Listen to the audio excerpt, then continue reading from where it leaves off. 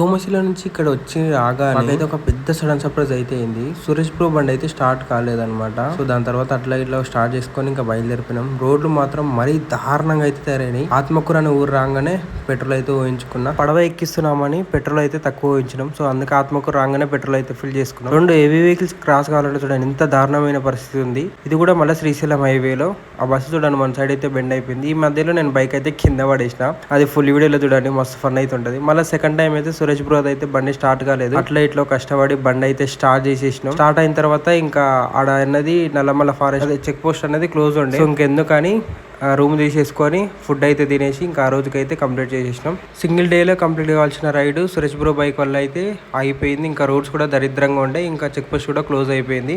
Next video మాత్రం super fun అయితే ఉంటుంది, మిస్ కాకండి. వీడియో నచ్చితే లైక్ చేయండి. ఇలాంటి మరిన్ని ఇంట్రెస్టింగ్ వీడియోస్ కోసం మిస్ కాకుండా అంటే మన ఛానల్ సబ్స్క్రైబ్ చేసి ఇన్స్టాగ్రామ్లో ఫాలో చేయండి.